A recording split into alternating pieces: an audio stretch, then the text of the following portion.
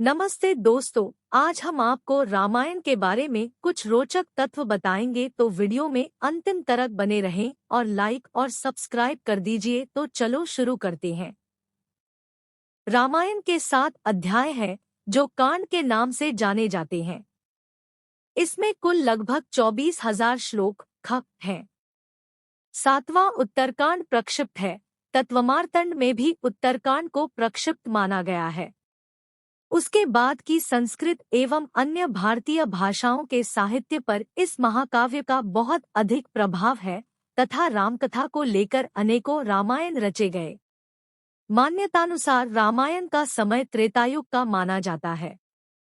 गोवर्धन पीठ के शंकराचार्य श्री निश्चलानंद सरस्वती प्रभृति संतों के अनुसार श्रीराम अवतार श्वेतवारा कल्प के 7वें वैवस्वत मनवंतर के 24वें त्रेता युग में हुआ था, जिसके अनुसार श्री रामचंद्र जी का काल लगभग 2.25 करोड़ वर्ष पूर्व का है।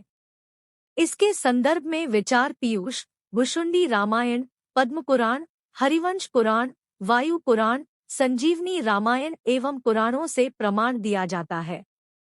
इस महाकाव्य के ऐतिहासिक विकास और संरचनागत परतों को जानने के लिए कई प्रयास किए गए हैं। आधुनिक विद्वान इसका रचनाकाल 7वीं से 4वीं शताब्दी ईसा पूर्व मानते हैं। कुछ विद्वान तो इसे 3री शताब्दी ई तक की रचना मानते हैं। कुछ भारतीय कहते हैं कि यह 600 ईपू से पहले लिखा गया। उसके पीछे तर्क यह है कि महाभारत बौद्ध धर्म के बारे में मौन है, जबकि उसमें जैन, शैव, पाशुपत आदि अन्य परंपराओं का वर्णन है। महाभारत रामायण के पश्चात रचित है, अतः रामायण गौतम बुद्ध के काल के पूर्व का होना चाहिए। भाषा शैली के अनुसार भी रामायण पाणिनि के समय से पहले का होना चाहिए। रामायण का पहला और अंतिम कांड संभवतः बाद में जोड़ा गया था। अध्याय 2 से 7 तक ज्यादातर इस बात पर बल दिया जाता है कि राम विष्णु के अवतार थे।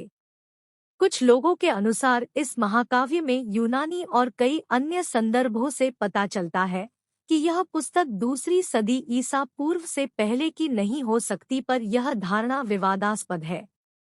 600 ईपू से पहले का समय इसलिए भी ठीक है कि बौद्ध जातक रामायण के पात्रों का वर्णन करते हैं, जबकि रामायण में जातक के चरित्रों का वर्णन नहीं है। हिंदू शास्त्रों के अनुसार भगवान राम विष्णु के मानव अवतार थे। इस अवतार का उद्देश्य मृत्युलोक में मानवजाति को आदर्श जीवन के लिए मार्गदर्शन देना था।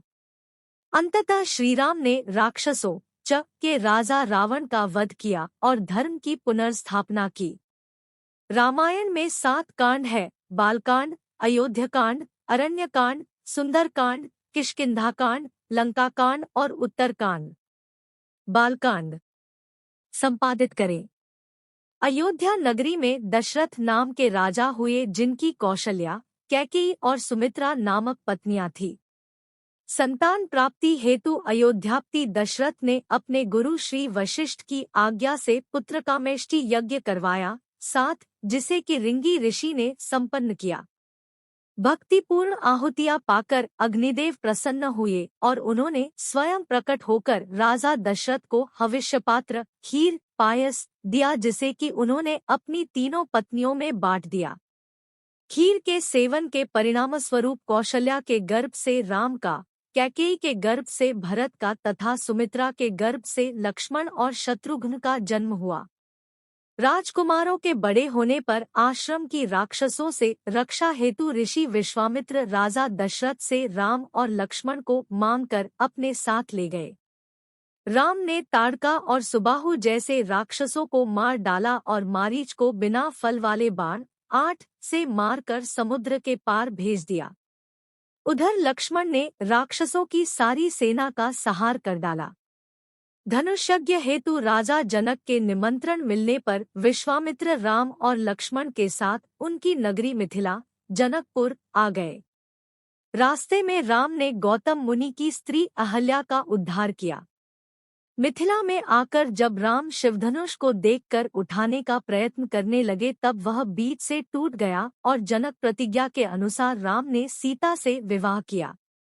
राम और सीता के विवाह के साथ ही 7 गुरु वशिष्ठ ने भरत का मांडवी से, लक्ष्मण का उर्मिला से और शत्रुघ्न का श्रुतकीर्ति से करवा दिया।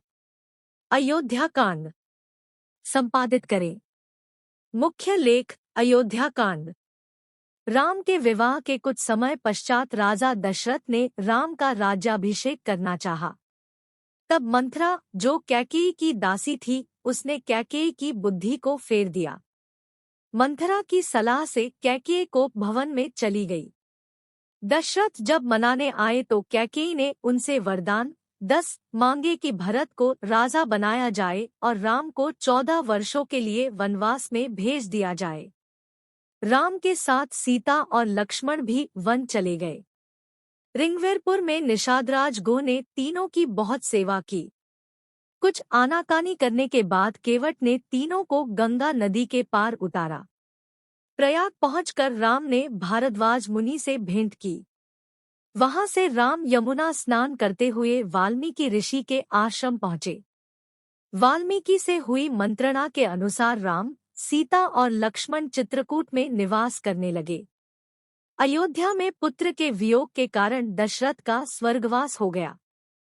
वशिष्ठ ने भरत और शत्रुघ्न को उनके ननिहाल से बुलवा लिया। वापस आने पर भरत ने अपनी माता कैकेयी की, उसकी कुटिलता के लिए बहुत भर्त्सना की और गुरुजनों के आज्ञानुसार दशरथ की अंत्येष्टि क्रिया कर दिया। भरत ने अयोध्या के राज्य को अस्वीकार कर दिया और राम को मनाकर वापस लाने के लिए समस्त स्नेहीजनों के साथ चित्रकूट चले गए। कैकेयी को भी अपने किए पर अत्यंत पश्चाताप हुआ।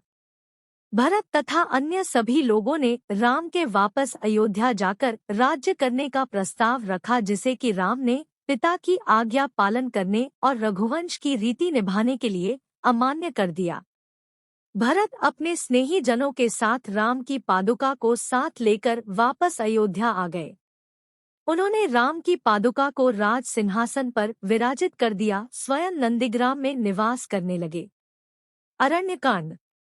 कुछ काल के पश्चात राम ने चित्रकूट से प्रयाण किया तथा वे अत्रि ऋषि के आश्रम पहुँचे।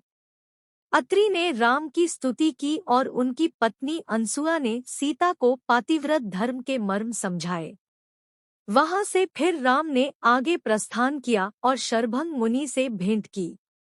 शरभंग मुनि केवल राम के दर्शन की कामना से वहां निवास कर रहे थे। आथा राम के दर्शनों की अपनी अभिलाषा पूर्ण हो जाने से योगाग्नि से अपने शरीर को जला डाला और ब्रह्मलोक को गमन किया। और आगे बढ़ने पर राम को स्थान स्थान पर हड्डियों के ढेर दिखाई पड़े, जिनके विषय में मुनियों ने राम को बताया कि राक्षसों ने अनेक मुनियों को खा डाला है और उन्हीं मुनियों की हड्डियां हैं। इस पर राम ने प्रतिज्ञा की कि वे समस्त राक्षसों का वध करके पृथ्वी को राक्षस विहीन कर देंगे।